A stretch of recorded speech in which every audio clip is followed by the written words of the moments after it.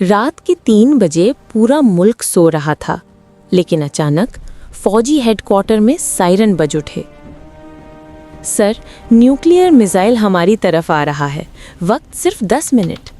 ایک لمحے میں پورا کنٹرول روم خوف میں جم گیا۔ اسکرین پر ایک سرخ لکیر تیزی سے بڑھ رہی تھی۔ صدر کو جگایا گیا۔ سر، یہ زندگی اور موت کی جنگ ہے۔ سائرن پورے ملک میں پھیل گئے۔ لوگ گھروں سے نکل کر آسمان کی طرف دیکھ رہے تھے۔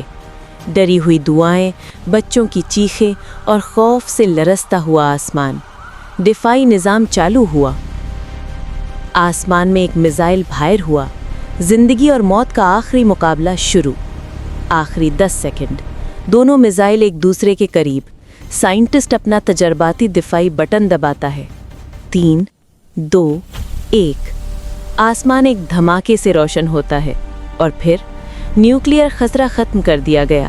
ملک بچ گیا، لیکن اس رات نے سب کو یاد دلا دیا کہ جنگ میں کوئی پھاتے نہیں، صرف انسانیت ہارتی ہے۔